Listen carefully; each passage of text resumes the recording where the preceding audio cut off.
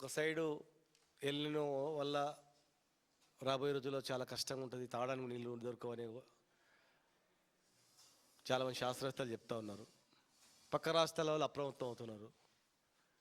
తెలంగాణ ఆంధ్రప్రదేశ్ విడిపోయిందే నీళ్లు నిధులు నియామకాలు, వీటిలో అన్యాయం జరిగినందుకే. ఇవన్నీ అన్యాయాన్ని చూసి భరించలేకని అన్ని వదిలిపెట్టి కేసీఆర్ గారు బయటికి రావడం మీకు అంతా తెలుసు, చరిత్ర అంతా. అందరు కొట్లాడి తెలంగాణ తెచ్చు. తెలంగాణ వచ్చిన తర్వాత 10 సంవత్సరాలలో ఇవంటి లేవు. 10 సంవత్సరాల్లో ఎవరి నీళ్ళు వల్ల వాడుకున్నాం, బాజాప్తా తెలంగాణకు వచ్చే వాట వాడుకున్నాం, తెలంగాణలో కల్టివేషన్ పెంచుకున్నాం, దేశంలో నెంబర్ 1 స్థానానికి వరి పంట సాగుకు చేసుకున్నాం. 2 లక్షలకు 30,000కు 2 లక్షలకు దొరికేటివి కోట్లలోకి వెళ్ళిపోయినాయి. పక్క రాష్ట్రంలో 10 ఎకరాలు అమ్మితే తెలంగాణలో 1 ఎకరా కూడా ఊర్లేని స్థాయికి వెళ్ళాం. ఒకప్పుడు ఇక్కడ 10 ఎకరాలు అమ్మితే అవతల 1 ఎకరా వచ్చేది ఆంధ్రప్రదేశ్లో. ఆ స్థాయికి తీసుకుపోయి 10 సంవత్సరాలు లేనటువంటిది ఈరోజు ఇన్ని జరుగుతున్నా. ఒక లెటర్ చూడండి, ఈఎన్సీ లెటర్ రాసిండు, ఆంధ్రప్రదేశ్ ఈఎన్సీ లెటర్ రాసిండు. Andhra Pradesh ENC chairman Krishna river management బోర్డుకు ఆయన పరిధికి మించి ఆయన రాష్ట్రం గురించి మాట్లాడాలి, కానీ తెలంగాణ రాష్ట్రానికి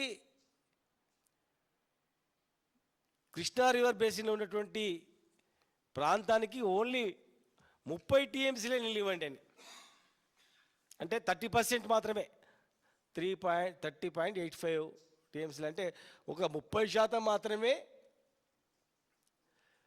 తెలంగాణకు నీళ్ళు ఇవ్వండి, మేము మిగతా నీళ్ళు మేము తీసుకుపోతాం. అంటే 146 టీఎంసీలు, 146 టీఎంసీలు మేము తీసుకెళ్తాము, 30 టీఎంసీలు తెలంగాణ వాళ్ళకి ఇచ్చేయండి అని. ఆయన ఆయన ఎవడు తెలంగాణ గురించి రాయడానికి? నీకు ఎవడు అధికారం ఇచ్చిండు? 100% కృష్ణా బేసిన్లో ఉన్నటువంటి ప్రాంతాన్ని వదిలిపెట్టి నువ్వు కృష్ణా బేసిన్ నుంచి పెన్నా బేసిన్ వరకు 80-90% పెన్నా బేసిన్ తీసుకుపోతున్నారు. కృష్ణా రివర్ నుంచి నీళ్ళు పెన్నా బేసిన్కి నీళ్ళు తీసుకుపోతున్నారు. పోతిరెడ్డిపాడు ద్వారా 10,000 క్యూసెక్కులు అని చెప్పి 30,000 క్యూసెక్కులు తీసుకెళ్ళి అక్కడ నింపుకుంటున్నారు ఆ ప్రాంతంలో. మరి ఇక్కడ వీళ్ళు ఏం చేస్తున్నట్ల? తెలంగాణ ప్రభుత్వం ఏం చేస్తున్నట్ల? ఏ ధైర్యంతోన ఆంధ్రప్రదేశ్ ఈఎన్సీ లెటర్ రాస్తాడు? ఈ లెటర్ ఎంత ధైర్యం ఆయనకు? ఎన్ని గుండెలుంటే ఈ తెలంగాణకు నీళ్ళు అవసరం లేదు, వాళ్ళకు రిజర్వాయర్లు లేవు, నీటి అవసరాలు వాళ్ళకి లేవు, మాకున్నాయి అంటే మీరే మనుషులా?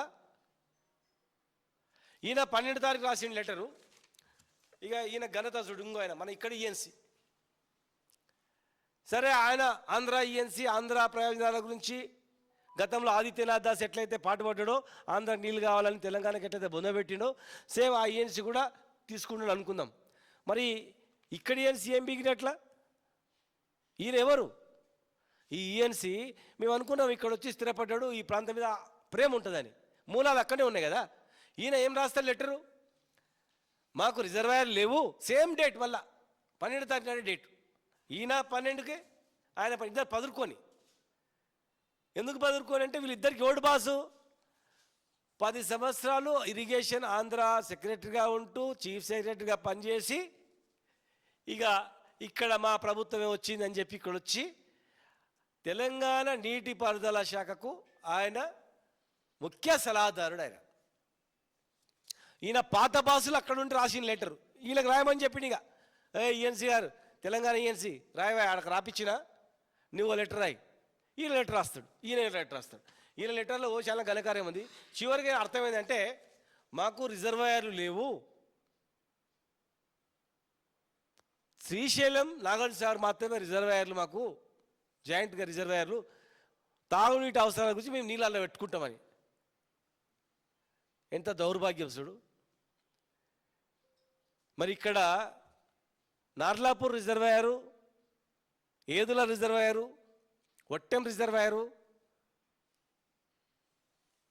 ఉదండపూర్ రిజర్వాయరు, కర్వెన రిజర్వాయర్, ఇవి రిజర్వాయర్లు కావా? ఒక ఉదండపూర్ ఒక్కటి 30-40% మిలిగింది అంతే. మిగతా అన్ని 65 టీఎంసీలు నిల్వ చేసేటువంటి సామర్థ్యం ఉన్నటువంటి తెలంగాణ ముందు దృష్టిలో పెట్టుకొని కేసీఆర్ గారు దూరదృష్టితోనే కరువు వచ్చినా, ఎల్నినో వచ్చినా, దాని అమ్మ వచ్చినా ఇక్కడ ఈ అవసరాల గురించి వరద వచ్చినప్పుడే నింపుకొని పెట్టుకోవాలి. ఈ ప్రాంతము తాగునీరు కానీ ఏదానికి ఇబ్బంది కలగకుండా అని చెప్పి ఆయన కట్టించాడు. ఆంధ్ర ఈఎన్సీ ఏమో మరి ఉద్యోగుడు వచ్చి ఊరికి దూరం కట్టినట్ల మన తెలంగాణ గురించి ఆయన చెప్తాడు. ఇక్కడోడేమో దొంగలకు సర్ది కట్టించినట్ల ఈయన లెటర్ రాస్తాడు, మాకు ఏం లేవని చెప్పేసి. అంటే ఇదంతా ఎందుకు జరుగుతుందంటే ఈ 10 ఏళ్ళు జరగలే. 10 ఏళ్ళు ఆంధ్ర ఈఎన్సీ కానీ ఆంధ్ర గవర్నమెంట్ కానీ వీళ్ళకి గింతే అని లెటర్ ఇవ్వడం రాలే, ఎప్పుడు రాలే. మీకు ఎందుకంత ధైర్యం వచ్చింది? ఇక్కడ మీ ప్రభుత్వం ఉంది, మా వాళ్ళే ఉండరని, అంతే కదా. మేము చూస్తూ ఊరుకుంటాం అనుకున్నావా? తెలంగాణ తెచ్చుకున్నది మేము నీళ్లు తీసుకొని పోతుంటే మేము గుడ్లా పగి చూసుకోనికే లేము. ఇక్కడ మేము తాట తీస్తాం. మేము కూడా ఎవడెవడు తమాషాలు చేసి తెలంగాణ రైతాంగాన్ని ఎండబెడతాడో, తెలంగాణ రైతులను ఆగం చేస్తారో, ఎవరిని కూడా తెలంగాణ నష్టం చేస్తాడో, నష్టం చేసే అధికారి ఎవడు కూడా భవిష్యత్తులో బిడ్డ ఈ తెలంగాణలో ఉండాలంటే మీరు ఆలోచన చేసుకోండి. తెలంగాణ వచ్చిన తర్వాత ఎందుకు ఏమనలేదంటే కలిసిమెలిసి ఉండాలి ప్రజలమని. మీలాంటి దౌర్భాగ్యులు అధికారులు నాయకులు వచ్చి మళ్ళా ఆంధ్ర తెలంగాణ ప్రజల మధ్యలో చిచ్చు పెడతా ఉన్నారు. వాళ్ళు అడిగినరా లెటర్ రాయమని? ఎవడు చెప్పిండా తెలంగాణలో? ఎవడు చెప్పిండు? గవర్నమెంట్ ఎవరు చెప్పింది? ముఖ్యమంత్రి చెప్పినా, ఇరిగేషన్ మంత్రి చెప్పిండా తెలంగాణ ఈఎన్సీకి? తమాషాలు చేస్తుర్రా? రిజర్వాయర్లో అక్కడ 300 టీఎంసీల నీళ్లు వాళ్ళు వాడుకుంటున్నారే, నువ్వేం చేస్తున్నావు? పోతిరెడ్డిపాడు ద్వారా 300 టీఎంసీల నీళ్లు వాడుతున్నారు వాళ్ళు. దాన్ని మీరు ఒక్క మాట మీరు మాట్లాడతలేరు, దానికి ఒక సమాధానం చెప్తలేరు వాళ్ళకు.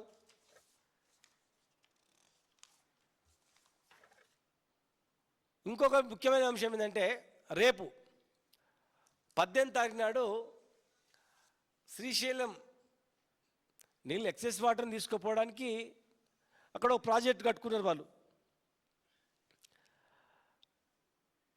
వలిగొండ టన్నల్ ద్వారా నల్లమల సాగర్ను నింపుకోవడానికి రేపు 18th రోజు ట్రయల్ రన్ చేస్తున్నారు. ఎప్పుడు చేయాలి మీరు? నీళ్ళు నాగార్జున సాగరు శ్రీశైలము ఫుల్ నిండి టోటల్ కెపాసిటీ అయిపోయిన తర్వాత మిగులు జలాలు తీసుకుపోవడానికి ఒక ప్రాజెక్ట్ అది. ఒలిగొండ టన్నల్ అయిపోయింది, ఎస్ఎల్బీసీ మాత్రం సచిన్ సేవలు కూడా తీస్తారు వీళ్ళు. ఒలిగొండ టన్నల్ అయిపోయింది, అక్కడ నల్లమల సాగర్ నింపుకోవడానికి 18 తారీఖు నాడు ట్రయల్ రన్ చేస్తున్నారు. Daily 1 TMC. మీరు ఇక్కడ నిండంది మీరు ఎట్లా ట్రయల్ రన్ చేసి నీళ్ళు స్టార్ట్ చేస్తారు? కంప్లీట్గా అంది. మీరు చెప్తున్నారు ఎల్లో ఉంది, డ్రింకింగ్ వాటర్ కూడా కష్టమవుతుందండి. మరి అలాంటి పరిస్థితులలో మీరు ఇరిగేషన్ ప్రాజెక్ట్ ఏంటంటే నల్లమల సాగర్ను ఎట్లా నింపుకుంటారు? వెలుగొండ ప్రాజెక్ట్ ఎట్లా ట్రయల్ రన్ చేస్తారు? మీకు ఎవరిచ్చిర్రు? మీరు ముఖ్యమంత్రులు మాట్లాడుకొని ప్రభుత్వం మాట్లాడుకొని లెటర్ ఇస్తే అయిపోతుంది అనుకుంటున్నారా? ప్రజలు చూసి ఊరుకోరు, ఖచ్చితంగా తిరగబడతారు. మా పాలమూరుని ఎండబెట్టి, పాలమూరు రంగారెడ్డి జిల్లా ప్రాజెక్టు ఎండబెట్టి, కేఎల్ఐని ఎండబెట్టి, కేఎల్ఐలో 3 పంపులు ఉన్నాయండి, 2 పంపులు ఆన్ చేసారు. వాళ్ళేమో 10,000 క్యూసెక్లు అని చెప్పి 30,000 క్యూసెక్లు డైలీ తీసుకుపోతున్నారు. వీళ్ళు 2 పంపులు ఆన్ చేసారు, 3వ పంపు ఆన్ చేస్తారు. ఈరోజు వరకు కూడా వరదలు వచ్చేటప్పుడు అన్ని పంపులు ఎక్కడ ఆన్ చేయలేదు. భీమా 2 నుంచి మొదలుకుంటే అన్ని లేట్గా వారం రోజుల తర్వాత ఆన్ చేసిండ్రు, అన్ని పంపులు ఆన్ చేయలేదు. అక్కడ ఆంధ్రప్రదేశ్ గవర్నమెంట్ ఏమో టోటల్గా వెంటాడి మొత్తం నీళ్ళు నింపుకుంటుంటే, ప్రాజెక్టులన్నీ నింపుకుంటుంటే, ఇక్కడి ప్రభుత్వం మాత్రం ఒక్క మాట మాట్లాడతలేడు. ఇరిగేషన్ మంత్రికి మాత్రం ఆయనకు తెలుసో తెలియదో మరి ఇది అర్థం కావట్లేదు. సమీక్షనే లేదు. వర్షాలు పడుతున్నాయని వాతావరణ శాఖ చెప్తే ఇమ్మీడియట్గా ఇరిగేషన్ మంత్రి అధికారులు అప్రమత్తమై చూస్తుండేది. వాటర్ వస్తుంది రేపు వస్తుంది, గంట తర్వాత నీళ్ళు స్టార్ట్ అవుతాయంటే మోటార్లు ట్రయల్ రన్ చేసి పెట్టుకుంటుంది. ఇక్కడ నీళ్ళు వచ్చి నిండి గేట్లు తెరిచి ఓపెన్ అవుతున్నప్పుడు కూడా పాత మోటార్లు రిపేర్ కూడా చేసుకోలేదు. కొన్ని పవర్ జనరేషన్ పేరు మీద నీళ్ళు వదిలిపెట్టిండ్రు, రకరకాల పేర్ల మీద వదిలిపెట్టేసిండ్రు నిండిందని చెప్పేసి. ఎప్పుడే కానీ వరద పోయేటప్పుడు, వరదలు వచ్చినప్పుడు పక్క రిజర్వాయర్ నింపుకోవాలా, కట్టుకున్నదే దాని గురించి. జూరాల గేట్లు బంద్ అయిపోయినాయి, ఇప్పుడు ఇన్ఫ్లో బంద్ అయిపోయింది. తక్కువ మామూలు 10,000 క్యూసెక్లు రావట్లేదు. 1,00,000 క్యూసెక్లు, 1,00,000 పైన క్యూసెక్లు వచ్చినప్పుడు 100 క్యూసెక్లు, 1000 క్యూసెక్లు, 1,00,000 క్యూసెక్లు కింద పోతున్నప్పుడు ప్రాజెక్ట్ వైజ్గా రిజర్వాయర్ నింపుకునే పరిస్థితి చేసుకోలేకపోయారు. ఇప్పుడు మేము చెప్తా ఉన్నాం, నీకు ఎవరిచ్చిండ్రా బిడ్డ హక్కు? దాదాపు మాది 65%, మొత్తం టోటల్ 60% బేసిన్ అవతల తీసుకుపోతున్నావు నువ్వు. దాదాపు 70-80%, 68% పరివాహక ప్రాంతం ఉన్న మా ప్రాంతం 68.5%, అంటే దాదాపు 70%. ఒకటి తప్ప 70%, దాదాపు 70% పరివాహక ప్రాంతం ఉన్నటువంటి కృష్ణా బేసిన్ వదిలిపెట్టి అవతల నువ్వు పెన్నా బేసిన్ నీళ్ళు తీసుకుపోకుండా ఎల్లుండి మీటింగ్లో ఉంది కనుక ఎల్లుండి మీటింగ్లో మీరు 17th మీటింగ్లో మీరు చేస్తున్నది. 18th మీటింగ్లో ఎజెండాలో కూడా ఏం కావాలనేది ఆంధ్రప్రదేశ్ గవర్నమెంట్ ఇచ్చిందే డిస్కషన్లోకి వస్తుంది. జిఆర్ఎంబీలో కూడా, జిఆర్ఎంబీల మీదే పెత్తనం, కేఆర్ఎంబీల మీదే పెత్తనం, ఈఎన్సీలు మీరే. తెలంగాణ దౌర్భాగ్యం ఏంటంటే 10 ఏళ్ళు వ్యతిరేకంగా పనిచేసిన వ్యక్తి ఇరిగేషన్ ముఖ్య సలహాదారుడు, దొంగకు తాళం చేయించారు. కథ అంతే, ఎవరిని అడిగేలా చేసేయలేదు. 2 ఈఎన్సీలు వాళ్ళే, 2 ఈఎన్సీలు వాళ్ళే. ఒక ఆంధ్ర మూలాలు, ఆంధ్రాన, ఇక్కడ ఆయన. మరి ముఖ్యమంత్రి గారు ఏం చేస్తున్నట్లా? రాసిచ్చిండ్రా? ఇరిగేషన్ మంత్రి ఏం చేస్తున్నట్లా? పాలమూరు ఎండిపోతుంటే పాలమూరు బిడ్డది బాధ్యత కాదా? రిజర్వాయర్ నింపకుండా అధికారులు చేస్తే సమీక్షించేది లేదా? మరి ఎట్లా బతకాలా మనం? అడుక్కొని బతకాలా? రాష్ట్రం ఏర్పడిన తర్వాత కూడా ఇన్ని కథల? రాష్ట్రం ఏర్పడిన తర్వాత కూడా ఈ 2.5-3 సంవత్సరాల్లో మితిమీరిపోయింది. తెలంగాణలో ఎవరిని పోస్టింగ్ కావాలన్నా కూడా, చీఫ్ సెక్రటరీ కావాలన్నా, ఇంకెవరు కావాలన్నా కూడా వాళ్ళు చెప్పినోడే కావాలి. మొత్తం కీ అంతా వాళ్ళ చేతులు ఉండాలని చెప్పి. తెలంగాణ మీద అవగాహన ఉన్నోడు కానీ, తెలంగాణ మీద సోయి ఉన్నోడు కానీ, తెలంగాణ పనిచేసినోడు కానీ ఇక్కడ ఉన్నాడు. పెద్ద పోస్ట్ వచ్చిందంటే అక్కడి నుంచి రికమెండేషన్ వస్తాయి. పనులు కావాలన్నా కూడా ఆంధ్ర సెక్రటరీ నుంచి ఇక్కడ రావాలా రికమెండేషన్స్. ఆఫీసర్ల పోస్టింగ్ కావాలన్నా కూడా ఇది కావాలా. మేము తెచ్చుకున్న తెలంగాణ గీదా, మేము కష్టపడి తెచ్చుకున్న తెలంగాణ ఈ దౌర్భాగ్యమైన పరిస్థితి వస్తుందని ఎప్పుడు ఊహించలే. ప్రజలు ఇంత గుడ్డిగా నమ్మి వాళ్ళకు అధికారంలో కూర్చోబెడతారు అనుకోవాలి ఎప్పుడు కూడా. రక్తం మరకలు ఆరిపోకముందే మాయమాటలు చెప్పి దన్మని తెచ్చుకున్నారు. ఒక్కటన్నా ఒకటి ఉందా చెప్పండి? ఇన్ని నీళ్ళు పోతుంటే కడుపు వండదా మాకు?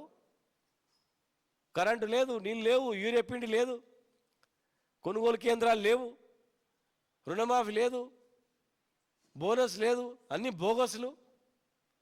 ఇవాళ మా నీళ్ళను వాడుకోకుండా నువ్వు లెటర్ల మీద లెటర్లు రాసి ఆ 17 తారీఖులో ఇట్లా కింద మీద చేస్తే మాత్రం మేము ఒక్కొక్కరిని వదిలిపెట్టాం. మేము ఎట్టి పరిస్థితుల్లో తెలంగాణకు నష్టం చేసిన మాట వదిలిపెట్టాం. మన ఆర్డీఎస్ విషయంలో కూడా మేము చెప్పినాం. నిన్న సిడబ్ల్యూసీ మెంబర్స్ 2 వచ్చిర్రు. నిన్న సిడబ్ల్యూసీ 2 వచ్చి ఆర్డీఎస్ దగ్గర పర్యవేక్షించారు. 2 ఆశ్చర్యపోయారు. మేము చెప్పిన ఏ అంశం ఉందో ఆర్డీ కెనాల్ మొత్తం సిల్టు రిమూవ్ చేయండి, నీళ్ళు పోవని చెప్పినాం. వాళ్ళు ఆగ్రహించిండ్రు. 6 ఫీట్ల సిల్టు మొత్తం నిండిపోయింది, నీళ్ళు ఎట్లా పోతాయని చెప్పి. రైట్ కెనాల్ అనుమతి లేకుండా ఎట్లా మీరు కట్టిండ్రు, ఇమ్మీడియట్ కూల్చేయండి అని ఆదేశాలు ఇచ్చిండ్రు. క్రూటీ ప్రాజెక్ట్ ఆపమని చెప్పిండ్రు. ఆర్డీఎస్ ఫేజ్ 1 ఫేజ్ 2 ఇమ్మీడియట్గా స్టార్ట్ చేయమని చెప్పిండ్రు. కట్ట మరమ్మతులు చేయమని చెప్పిండ్రు. ఫాలింగ్ సెటర్స్ పెట్టమని చెప్పిండు సర్వసాగర్ మాదిరిగా. మొత్తం గేట్లు బలగొట్టుకొని నీళ్ళు తీసుకుపోతున్నారు. ఇక్కడ ఎండిపోయింది, అక్కడ నిండిపోయింది. చిన్న రిపేర్ చేయాలన్నా కూడా బోర్డు పరిధిలోకి తీయకుండా సిడబ్ల్యూసి పర్మిషన్ కావాలని పెట్టిండ్రు. బ్రిజేష్ కుమార్ ట్రిబ్యునల్ సంబంధించిన వ్యక్తులు కూడా వచ్చి, మెంబర్లు కూడా వచ్చి ఆశ్చర్యపోయారు, ఇంత అన్యాయం అని చెప్పి. ఇన్ని రోజులు ధైర్యం చేయలే. ఎందుకంటే ఇక్కడ తెలంగాణ తెచ్చిన వ్యక్తి ఉన్నాడు, కేసీఆర్ ఉన్నాడు, కేసీఆర్ ప్రభుత్వం ఉంది, మన ఆటలు సాగవని చెప్పి ఇట్లా కన్నెత్తి కూడా చూడలేదు. కానీ ఇవాళ ఏం జరుగుతుందంటే ఇది మా ప్రభుత్వమే, మన ప్రభుత్వమే రా, ఏం కాదు, ఏమైనా చేసుకోపోండి అనేటట్లు ఉంది. దౌర్జన్యాలు ఉన్నాయి. జర్నలిస్టులను పట్టుకపోతారు, జర్నలిస్ట్ని తీసుకుపోయి 3rd డిగ్రీ పెడతారు, మామూలు వ్యక్తులను పట్టుకుపోయి అర్ధరాత్రి పట్టుకుపోతారు. భద్రత లేకుండా అయిపోయింది. కానీ దానికి ఈట్కా జవాబ్ పత్తర్సే అన్నట్లు ఖచ్చితంగా భవిష్యత్తులో మీరు బంద్ చేయకపోతే మాత్రం మేము మాత్రం ఒక్కరిని కూడా వదిలిపెట్టాం, గుర్తుపెట్టుకోండి. ప్రభుత్వం మరి చీఫ్ సెక్రటరీ గారు కూడా మరి ఏం చేస్తారో, ఆయన కూడా 10 ఏళ్ళు లేడు ఇక్కడ. 10 సంవత్సరాలు తెలంగాణ రాగానే ఢిల్లీ వెళ్ళిపోయిండు. మళ్ళీ అక్కడ నుంచి డన్మని వచ్చింది. ఇప్పుడు 10 సంవత్సరాల తెలంగాణ ప్రాజెక్టులు, ఇరిగేషను, వ్యవసాయం, కథా కార్ఖాన తెలుసా తెలియదా, మరి ఆయనకు బాధ్యత ఉందా లేదా మాకైతే అర్థం కావట్లేదు. ఎవరు చెప్పారు? ఇరిగేషన్ మంత్రికి పడతలేదు, ఈఎన్సీకి పడతలేదు. మరి తీసుకుపోయి చేతుల్లో తాళాలు ఆయన చేతిలో పెట్టినరు, సలహాదారు చేతుల ఇష్టానుసారంగా వ్యవహరిస్తూ ఉన్నారు. అంటే తెలంగాణను ఫుట్బాల్ ఆడినట్లు ఆడుతున్నారు, ఇష్టానుసారం చేద్దామని. కానీ అది బ్లాస్ట్ అయితే ఆ బ్లాస్ట్లో అందరు కొట్టుకుపోతారు, మాడి బస్ అయిపోతారు, గుర్తుపెట్టుకోండి. ఇష్టానుసారంగా చేయొద్దు దయచేసి. రేపు జరగబోయేటువంటి కేఆర్ఎంబీలో కావచ్చు 17th రోజు జరగబోయేటువంటిది. తర్వాత నెక్స్ట్ 18th రోజు గోదావరి మేనేజ్మెంట్ బోర్డుల విషయంలో కూడా, దానిలో కూడా తెలంగాణ నష్టం జరిగేటట్లు ఎజెండా అంశాలు పెట్టినరు. దాన్ని కూడా పూర్తిగా మేము వ్యతిరేకిస్తాం. ఎట్టి పరిస్థితులలో తెలంగాణకు అన్యాయం జరిగితే మాత్రం మేము వదిలిపెట్టాం. దాన్ని సరిచేయాల్సిన బాధ్యత ఉంది. మరి ఇరిగేషన్ మంత్రి ఇమ్మీడియట్గా సమీక్ష చేయాలి. సమీక్ష చేస్తాడా చేయడా చూస్తాం. మరి మాకు బతుకుదేరు ఒకటే, కృష్ణ ఒకటే, వేరే లేదు. కృష్ణ తప్ప మాకు వేరే లేదు. వాళ్ళు టోటల్గా పోతిరెడ్డిపాడు ద్వారా గరకల్లు, గండికోట, మైలవరం, వలిగోడు, బ్రహ్మసాగర్, అవుకు, అట్లా పోతిరెడ్డిపాడు నుంచి దాదాపు 300 టీఎంసీలు, ఒకటి కాదు రెండు కాదు 300 టీఎంసీలు నింపుకుంటున్నాం. వాళ్ళు మనం ఉన్న 60 టీఎంసీలు నింపనికి మన ఈఎన్సీకి చేతగాక స్టోరేజ్ లేదని లెటర్ రాస్తారు. ఎవడు చెప్పాడు నీకు స్టోరేజ్ లేదని? స్టోరేజ్ కెపాసిటీ ఎందుకు లేదు? సమీక్ష చేయి, ఇమీడియట్ నింపడానికి ఏమేమి అడ్డంకుల్లో తొలగించు. తెలంగాణకు నష్టం చేస్తే మాత్రం మీకు పుట్టగతుల్లో తెలంగాణకు భవిష్యత్తులో గుర్తుపెట్టుకోండి. Thank you.